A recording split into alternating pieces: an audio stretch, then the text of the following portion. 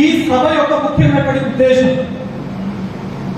పట్టభద్రులకు సంబంధించినటువంటి ఎన్నికలు మనకు రాబోయే మార్చి 2025 లోపల ఈ తెలంగాణ రాష్ట్రం లోపల ప్రస్తుతం మన ప్రాంతానికి సంబంధించినటువంటి ఈ 4 ఉమ్మడి జిల్లాలు ఉన్నాయో, ఉమ్మడి కరీంనగర్, ఉమ్మడి మెదక్, ఉమ్మడి నిజామాబాద్, ఉమ్మడి ఆదిలాబాద్, ఈ 4 జిల్లాలకు సంబంధించినటువంటి పట్టభద్రుల ఎమ్మెల్సీ ఎన్నికలు మనకు మార్చి లోపల జరగబోతుంది. మరి దానికోసం నా 19 సంవత్సరాల ఉద్యోగ జీవితాన్ని నేను త్యజించి గత నెల 28వ తారీఖున నా ఉద్యోగానికి రాజీనామా చేయడం జరిగింది. చేసి ఎన్నికల ప్రచారంలో భాగంగా ప్రతి జిల్లా అంటే ప్రస్తుతం 4 ఉమ్మడి జిల్లాల్లో ఉన్నటువంటి 13 కొత్త జిల్లాలు, 6 పార్లమెంటు నియోజకవర్గాలు, 42 అసెంబ్లీ నియోజకవర్గాలు, 271 మండలాలు, 4640 పైచిలకు గ్రామాల్లో ఎవరైతే గ్రాడ్యుయేట్స్ ఉన్నారో వారి యొక్క గుండెను ఒకసారి తట్టి వద్దాం అనేటువంటి ఒక సదుద్దేశంతో నేను కంప్లీట్ గా ఈ 4 జిల్లాలు తిరిగేటువంటి ప్రయత్నం చేస్తున్నాను. దానిలో భాగంగానే ఈరోజు పెద్దపల్లి జిల్లా కేంద్రానికి రావడం జరిగింది. మరి ఎవరు ఈ Prasanna Harikrishna? Who is this Prasanna Harikrishna? ఒక 2 నిమిషాలు. ఇందులో చాలా మంది టీచర్ మిత్రులు ఉన్నారు. మన బీఈడి లోపల ఒక కొటేషన్, ఒక మాట చదువుకుంటుంటాం, వింటుంటాం very frequent. The entire destiny of the nation is shaped in the 4 walls of the classroom అని చెప్పేసి దేశం యొక్క ఉజ్వలమైనటువంటి భవిష్యత్తు 4 గోడలు ఉన్నటువంటి తరగతి గది లోపల రూపుదిద్దుకుంటుంది అని చెప్పేసి అది నేను చెప్పినటువంటి మాట కాదు, భారత గొప్ప విద్యావేత్త డిఎస్ కొఠారి గారు చెప్పినటువంటి మాట. మరి ఆ మాటను పులికి పుచ్చుకొని 2004 లోపల ఉస్మానియా యూనివర్సిటీ కేంద్రం లోపల అడుగు పెట్టి నా పోస్ట్ గ్రాడ్యుయేషన్ పూర్తి చేసిన తర్వాత 2008 లోపల నేను జూనియర్ లెక్చరర్ గా అపాయింట్ కావడం జరిగింది. మొదటగా నా ఉద్యోగ జీవితం ఆదిలాబాద్ జిల్లాలో ఉన్నటువంటి ఇచ్చోడ ప్రభుత్వ జూనియర్ కళాశాలలో స్టార్ట్ చేశాను. అక్కడి నుంచి సిరిసిల్లలో పనిచేసి 2013లో డిగ్రీ కాలేజ్ లెక్చరర్ గా ప్రమోషన్ తీసుకోవడం జరిగింది. మళ్ళీ ఆదిలాబాద్ వెళ్ళి 2013 to 18 వరకు పనిచేసి ట్రాన్స్ఫర్ లో భాగంగా మన కరీంనగర్ లో ఉన్నటువంటి SRR government arts and science college వచ్చాను. అక్కడ 2018 నుంచి 2022 వరకు పనిచేసి 2022లో గజ్వేల్ విమెన్ డిగ్రీ కాలేజ్ నేను ట్రాన్స్ఫర్ అయిపోయాను. మన పోయిన నెల అక్టోబర్ 28న నా ఉద్యోగానికి రాజీనామా చేశాను. వాస్తవానికి నా ఉద్యోగం లోపలికి నేను ప్రవేశించినటువంటి తీరుకు ఒకే ఒక కోర్ట్ చాలా తీవ్రమైనటువంటి ఇన్ఫ్లుయెన్స్ చూపెట్టింది నా పైన. మనం చదువుకోవడం కాదు, మన ద్వారా ఎంతమంది ఎన్లైటన్ అవుతారు అనేది చాలా ఇంపార్టెంట్ ఆస్పెక్ట్ ఒక వ్యక్తి యొక్క జీవితానికి సంబంధించి. కాబట్టి నేను బలంగా నమ్మాను, బలంగా ఈ టీచింగ్ ప్రొఫెషన్ లోపలికి రావడానికి కీలక భూమిక పోషించినటువంటి కోచ్ కాళోజీ గారు చెప్పినటువంటి మాట అక్షర రూపం దాల్చినటువంటి సిరాజ్ యొక్క 1,00,000 మెదళ్లకు కదలిక అని చెప్పి. మరి అక్షరమే ఈరోజు మీ ముందు నిలబడ్డది అక్షరం. ఆ అక్షరమే ఈరోజు మీతో మాట్లాడుతూ ఉంది. ఆ అక్షరమే ఈరోజు గుండె లోతుల లోపల ఉన్నటువంటి ఆలోచనలను మీతో పంచుకుంటుంది. మరి అక్షరం అక్టోబర్ 28న తాత్కాలికంగా కామా పెట్టింది అక్షరానికి టీచింగ్ ప్రొఫెషన్ పరంగా మాత్రమే తాత్కాలికంగా కామా అనేది పడడం జరిగింది. ఎందుకంటే నేను గతంలో చాలా వేదికల పైన చెప్తూ వస్తున్నా, ఆల్మోస్ట్ 16 సంవత్సరాలు ఈ చేతులు చాపీసులు పట్టారు. తరగతి గది గోడలో కొన్ని వేల మందికి ఇన్స్పిరేషన్ గా నిలిచినటువంటి ఈ చేతు, కొన్ని వేల చాపీసులు పట్టినటువంటి ఈ చేతు కేవలం చాపీస్ మాత్రమే పరిమితం కావద్దు. మీరందరూ అవకాశం ఇస్తే తెలంగాణ రాష్ట్ర శాసన మండలి లోపల చట్టాలను కూడా రాయాలి కదా.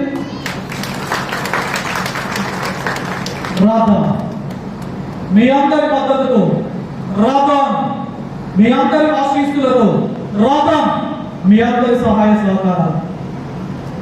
మరి రాయాలి అంటే అసలు ఈ శాసన మండలి యొక్క ఆవశ్యకత ఏంటి? ఇప్పటి నుంచి మనకి ఎన్నికలు ఇంకొక 4 నెలలు ఉన్నాయి. 4 నెలలు. మార్చ్ లాస్ట్ వీక్ లోపల మనకి ఎన్నికలు జరగబోతున్నాయి. ఇప్పటి నుంచి చర్చ జరుగుతూనే ఉంటుంది. ఒక 4 మిత్రులు ఛాయ్ తాగేటప్పుడు ఛాయ్ స్టాల్ దగ్గర చర్చ జరుగుతుంటుంది. ఒక 10 మంది మిత్రులు దావా తీసుకుంటున్నప్పుడు దావా తీసుకునేటువంటి దగ్గర చర్చ జరుగుతుంది. ఒక ఫంక్షన్ హాల్, ఒక మ్యారేజ్ చర్చ జరుగుతుంది. మరి చర్చ జరిగినప్పుడు ప్రసన్న హరికృష్ణ అనేటువంటి వ్యక్తి ఉన్నాడు అనేటువంటి విషయాన్ని దయచేసి ఎట్టి పరిస్థితుల్లో మర్చిపోదు.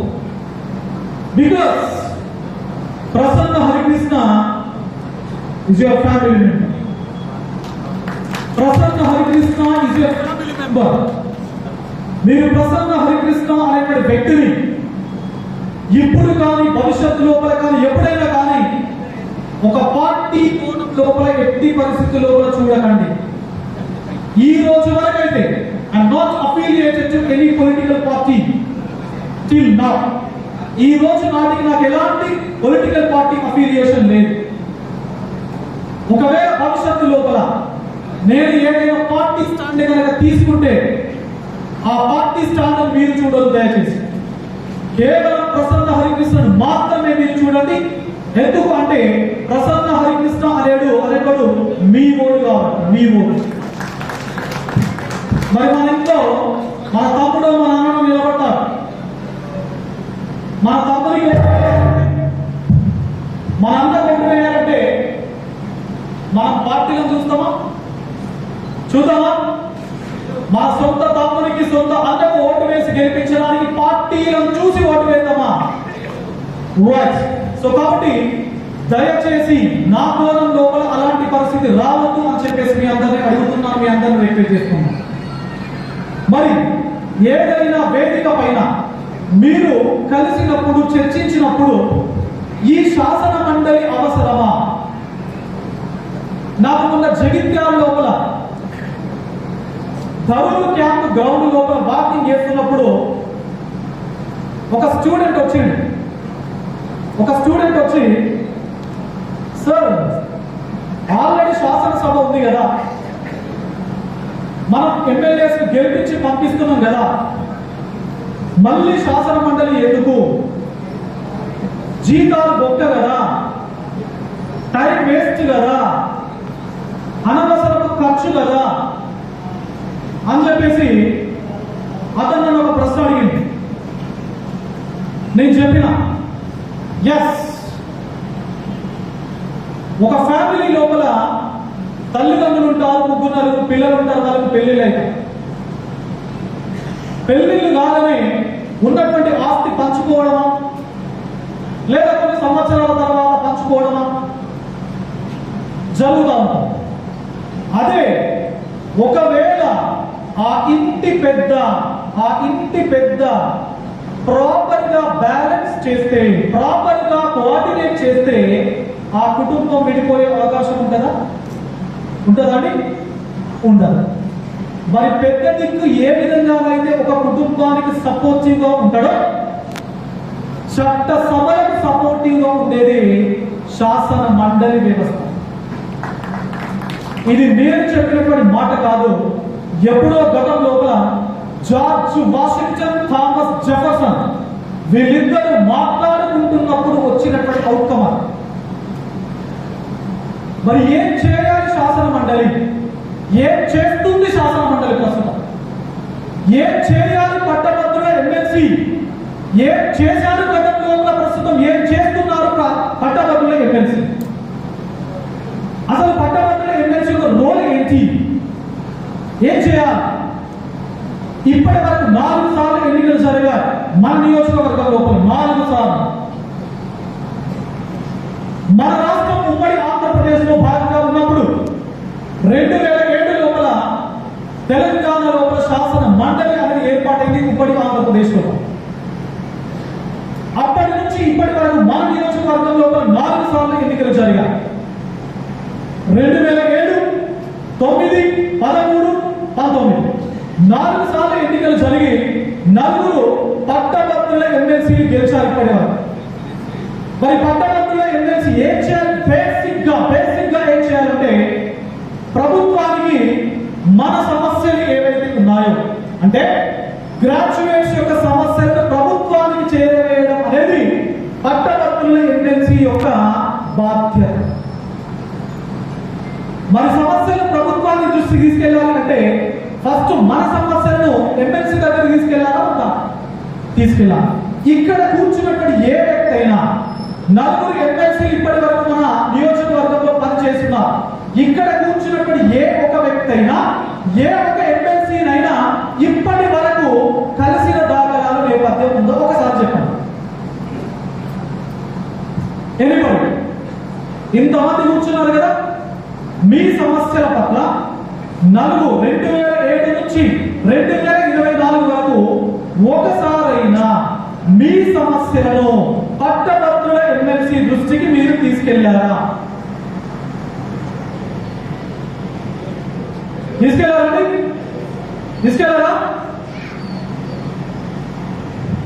రామగిరి ఖిల్లా సాక్షిగా చెప్తున్నా, రామగిరి ఖిల్లా సాక్షిగా చెప్తున్నా, మార్చి 30, 2025 తర్వాత పట్టభద్రుల ఎమ్మెల్సీ అనేటువంటి పదవి ఎలక్షన్స్ వచ్చినప్పుడు 6 సంవత్సరాలకు ఒకసారి వీడే కనబడే పదవి కాదు.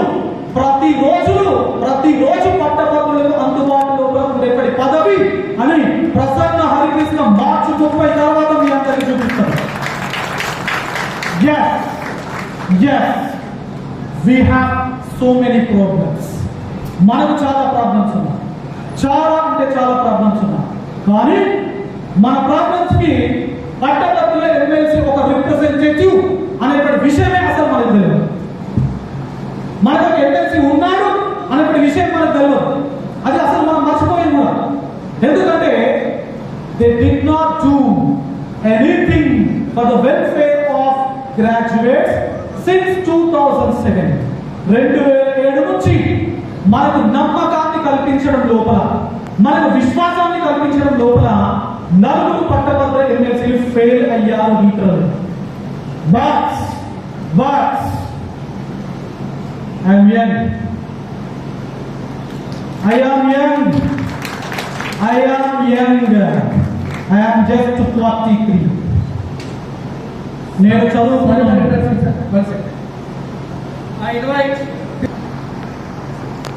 నేను చదువుకున్నాను. 2008 నుంచి సామాజిక సమస్యల పట్ల కొట్లాడుతున్నాను. సామాజిక స్పృహ ఉన్నాను. నేను 2008లో నాకు ఉద్యోగం వచ్చినప్పటి నుంచి ఈ రోజు వరకు నాకు వచ్చేప్పటి జీతంలో 30% జీతాన్ని అన్ఎంప్లాయిడ్ యూత్ కోసం ఖర్చు పెట్టుకుంటూ వస్తున్నాం.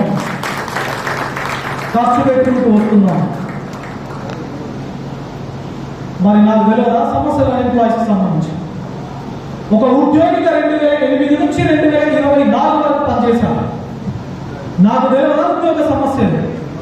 కాబట్టి నిరుద్యోగ ఉద్యోగ సమస్యలు ఏవైతే ఉన్నాయో వీటిని ఒక ప్రాపర్ వే లోపల, ఉద్యోగ సమస్యలు అంటే కేవలం ప్రభుత్వ ఉద్యోగ సమస్యలు మాత్రమే కాదు, ఈరోజు ప్రైవేట్ ఉద్యోగులు ఉన్నారు, చాలీ జీతంతో తమ యొక్క లైఫ్ను లీడ్ చేయడం జరుగుతా ఉంది. ఒకవేళ సడన్ గా ఏదైనా డెంగీ కావచ్చు, మలేరియా, లేదంటే ఏదైనా హార్ట్ రిలేటెడ్ గా ఉండేటువంటి ఇష్యూస్ వస్తే హాస్పిటల్ ఎక్స్పెండిచర్ లేకుండా తర్జన పడేటువంటి పరిస్థితి ఉన్నది. హెల్త్ కార్డు వద్దా మరి వాళ్ళకి, జాబ్ సెక్యూరిటీ వద్దా వాళ్ళకి. ప్రభుత్వ రంగం లోపల చాలా రకాల స్ట్రీమ్స్ అండ్ డైమెన్షన్స్ ఉన్నాయి. ప్రభుత్వ ఉద్యోగులు, పాఠశాల ఉద్యోగులు ఒకవైపు అయితే, junior college, degree college, vocation and model schools, KGBVs, gurukulas, మళ్ళీ గురుకులాస్ లో డిఫరెంట్ డైమెన్షన్స్.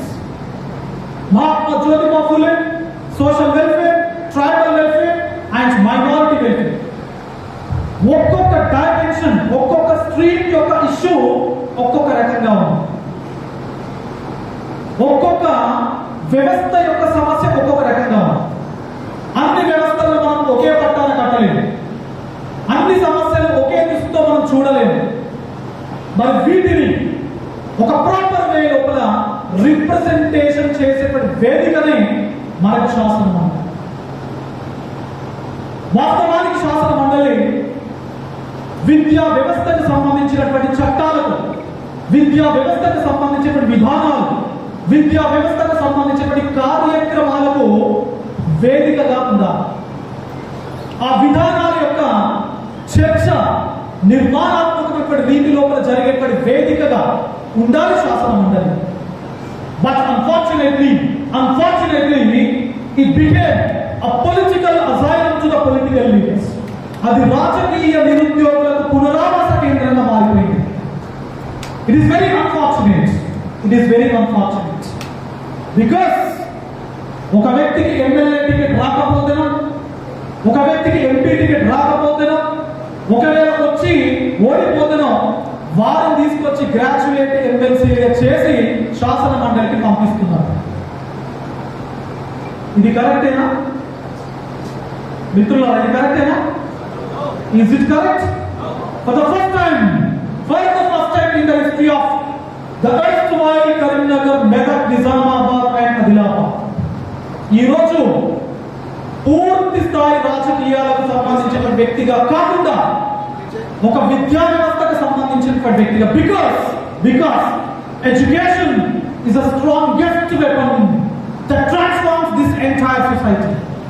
ఈ సమాజం సమూలంగా పరివర్తన చెందడం లోపల నేను నమ్మే, మీరు నమ్మే ఒక బలమైనటువంటి ఆయుధం కేవలం విద్య మాత్రమే. ఆ విద్య వల్లనే ఈ రోజు మనమందరం కూడా ఈ వేదిక పైన కలవగలం. ఆ విద్య మాత్రమే సమాజాన్ని ఒక సదుద్దేశంతో ముందుకు తీసుకెళ్లేటువంటి అవకాశం ఉన్నటువంటి ఒక ఆయుధం. మరి దాన్ని మీ అందరూ అవకాశం ఇస్తే, మరి దాన్ని మీ అందరూ సహకరిస్తే, దాన్ని మీ అందరూ ఆశీర్వదిస్తే, ఆ విద్య అనేటువంటి ఆయుధాన్ని పట్టుకొని మార్చి 30 రోజు శాసన మండలి లోపల అడుగు పెట్టడం లోపల ఏ మాత్రం సందేహం లేదు అని చెప్పేసి నేను అందరికీ చెప్తాను.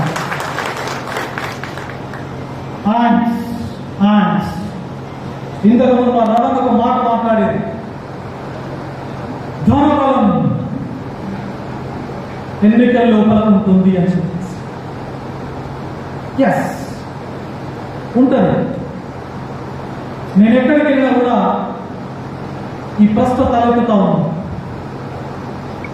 ఎస్, ఉంటుంది. కానీ ధనం చూసి ఓటు వేసేటువంటి బ్యాచులు వేరు, గ్రాడ్యుయేట్ ఎమ్మెల్సీకి ఓటు వేసేటువంటి బ్యాచులు వేరు. Obviously, because we are all graduates. మనకు కొంత విఘ్నత, విచక్షణ అనేది మనకు ఉంటుంది. And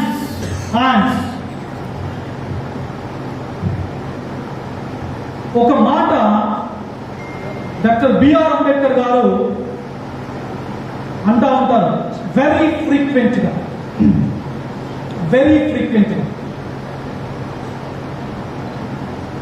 A life should be great rather than the long nonsense. A life should be great rather than long. నువ్వు 100 సంవత్సరాలు బ్రతుకుతావా, 90 ఏళ్ళు బ్రతకడం అది కాదు మ్యాటర్. బ్రతికినన్ని రోజుల్లో నీ కంట్రిబ్యూషన్ ఏంటి సొసైటీకి is the matter. Ramana Karimnagar నుంచి పెద్దపల్లికి వస్తా ఉంటే మొత్తం దారి పొడవంతా ఫ్లెక్సీ లేదు. దానికోసం ఈ కోట అన్నా, life should be great rather than the long. నువ్వు ఎంతకాలం, ఎన్ని నెలలు, ఎన్ని సంవత్సరాలు బ్రతుకుతావు అనేది కాదు, నువ్వు ఇప్పటి వరకు ఏం చేసినావు. What is your contribution? What is your contribution to the society? Why Prasanna Harikrishna ఎమ్మెల్సీగా పోటీ చేస్తుండే? ఎందుకు ప్రసన్న హరికృష్ణ పోటీ చేస్తుండే ఎమ్మెల్సీగా? 100 చెప్తా, 100. ఆ ఫ్లెక్సీలలో ఉన్నటువంటి ముఖాన్ని ఒక్కటి చెప్పమన్నాడు. ఒకటే, నేను ఎమ్మెల్సీగా పోటీ చేయడానికి కారణం ఇది అని ఒకటే చెప్పమన్నాడు. అసలు నేను పోటీలో తప్పుకుంటా, ఆల్రెడీ 19 సంవత్సరాల ఉద్యోగానికి రాజీనామా చేస్తే కూడా మళ్ళీ జైలు కాదు, అక్కడే ఉంటా, ఉద్యోగం కూడా వదిలిపెట్టా. ఒకటే కారణం చెప్పమన్నాడు. దయచేసి మీకు ఎందుకు చెప్తున్నా అంటే, సమాజం లోపల కొంత తెలియని తనం కూడా ఉంటుంది. ఆ తెలియని తనాన్ని మనలాంటి వాళ్ళు ఎన్లైటన్ చేసి తెలిసేతనంగా మార్చాల్సినటువంటి గురుతర బాధ్యత మనందరి పైన ఉంటుంది. కాబట్టి మజిల్ పవర్, మనీ పవర్ అవన్నీ ఉండొచ్చు, ఉంటాయి కూడా. బట్ రేపు రాబోయే మార్చ్ ఎన్నికల లోపల మజిల్ పవర్, మనీ పవర్ ఒక పక్కకు నెట్టబడి మైండ్ పవర్ అనేటువంటి ఏదైతే పవర్ ఉందో అది విజయాన్ని సాధించబోతుంది మనందరి ఆధ్వర్యంలో. అండ్ ఇంతకుముందు మనోజ్ గారు చెప్పారు, మనోజ్ భాయ్ చెప్తూ, నేను యువకుడిని అంటే నేను కాదు,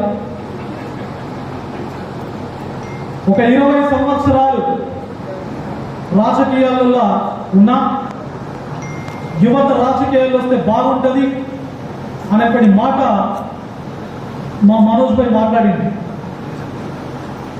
ఎస్, యువత ఎందుకు రాజకీయాల్లోకి రాదు?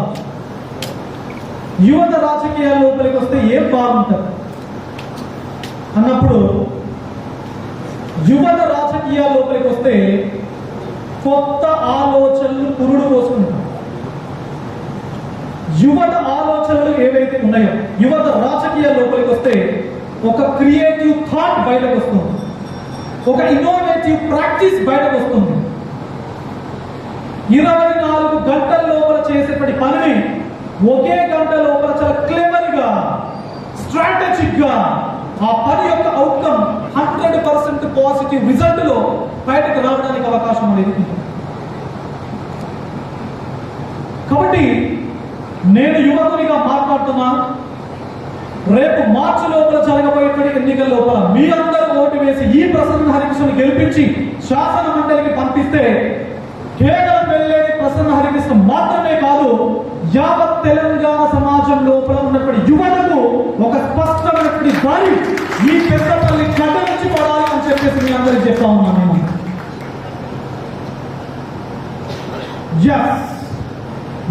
ఎందుకంటే మీ యొక్క కమిట్మెంట్ మీ బైక్ ర్యాలీ చూస్తేనే అర్థమైపోయింది. మీ సెలెక్షన్, మీ కమిట్మెంట్ మీ బైక్ ర్యాలీ లోపల అర్థమైపోయింది. ఏదైతే టార్గెట్ ఉందో ఆ టార్గెట్ మాత్రమే పిక్ చేసుకోవడం, ఎవరైతే గ్రాడ్యుయేట్స్ ఉన్నారో వారిని మాత్రమే ఇన్వాల్వ్ చేయడం, టార్గెట్ ను రీచ్ అయ్యేటువంటి కార్యకలాపాలు ఏవైతే ఉందో that should be appreciated. I remember the great poets Sri Sri గారు టార్గెట్ కోసం మాత్రమే దాన్ని కాంటెక్స్ట్ లోపల మీకు చెప్తాను. వాస్తవానికి శ్రీశ్రీ, నేను చెప్పినటువంటి మాటలు శ్రీశ్రీ వేరే కోణం లోపల వాడడం జరిగింది. నేను మీరు ఎంత పర్టికులర్ గా ఉన్నారు అనే దానికి ఆపాదిస్తున్నాను. సింధూరం రక్త చందనం, బంధూకం సంధ్యారాగం, పులి చంపిన లేడి నెత్తురు, ఎగరేసిన ఎర్రని చెంద. So this is the particular aspect in Srishti lines. అతను రాసినటువంటి కాంటెక్స్ట్ వేరు, నేను ఉపయోగిస్తున్నటువంటి కాంటెక్స్ట్ వేరు. నా కాంటెక్స్ట్ ఏంటి అంటే మీరు ఎంత పర్టికులర్ గా ఉన్నారు అని చెప్పడం కోసం ఆ కాంటెక్స్ట్ లోపల దీనిని యూజ్ చేశాను. అంటే ఎరుపును ఎగ్జిబిట్ చేయడం కోసం సింధూరం రక్త చందనం, బంధూకం సంధ్యారాగం, పులి చంపిన లేడి నెత్తురు, ఎగరేసిన ఎర్రని చెండు. How beautiful is, how beautiful. So చివరిగా మిత్రులందరికీ, శ్రేయోభిలాషులందరికీ, మీ ఫ్యామిలీ మెంబర్ ప్రసన్న హరికృష్ణ ఒక రిక్వెస్ట్ చేస్తున్నాడు. ఒకటే ఒక రిక్వెస్ట్ చేయొచ్చా? Only one request, only one request. ఇప్పటి నుంచి మీరు ఎక్కడికి వెళ్ళినా దయచేసి, నేను ఇంతకు ముందు చెప్పినట్టు చాయ్ బండి దగ్గర ఆగి చాయ్ తాగిన, బస్సులో ఒక ప్రదేశం నుంచి ఇంకొక ప్రదేశానికి వెళ్ళిన, నలుగురు దోస్తులు కలిసి దావత్ చేసుకున్నా, ఫ్రెండ్ బర్త్డేకు అటెండ్ అయినా, బంధువుల మ్యారేజ్ కు వెళ్ళిన, అవకాశం వస్తే రాకున్నా తీసుకొని ప్రసన్న హరికృష్ణ అనేటోడు మావాడు ఉన్నాడు, ఈసారి పట్టభద్రుల ఎమ్మెల్సీగా మనం అందరం ఓటు వేసి గెలిపిద్దాం అని దయచేసి చెప్పాను, దయచేసి చెప్పాను. Because I don't have any personal interest. నేను రాజకీయాల లోపలికి వచ్చి ఇక్కడ ఏదో సంపాదించుకుందాం అని రాజకీయాల లోపలికి నేను రాదు. కేవలం ఈ పట్టభద్రుల ఎమ్మెల్సీ పదవి అనేది ఒక ప్రోటోకాల్ పదవిగానే మారుతుంది, ఒక అలంకారప్రాయమైనటువంటి పదవిగా మారింది. దీనివల్ల చాలా మంది నష్టపోతున్నారు. ఆ నష్టం ఎట్టి పరిస్థితుల్లో భవిష్యత్తులో జరగదు అనేటువంటి ఒక బృహత్తరమైనటువంటి లక్ష్యంతో నేను రాజకీయాల్లోకి, I came in to politics for a good cause, for a good cause, for not making money సంపాదించుకోవడం కోసమో లేదా ఆస్తులను కూడబెట్టుకోవడం కోసమో నేను రాజకీయాల్లోకి రాను. I want to do something good for the welfare of society. So ఈ యజ్ఞానికి, ఈ బృహత్తరమైనటువంటి లక్ష్యానికి మీ అందరూ కూడా భాగం అవుతారు అని చెప్పేసి, మీ అందరూ భాగం కావాలి అని చెప్పేసి మనస్ఫూర్తిగా మీ అందరినీ మరొకసారి రిక్వెస్ట్ చేస్తూ, I need your unconditional support, cooperation and blessings. Thank you Anantha, thank you very much, thank you.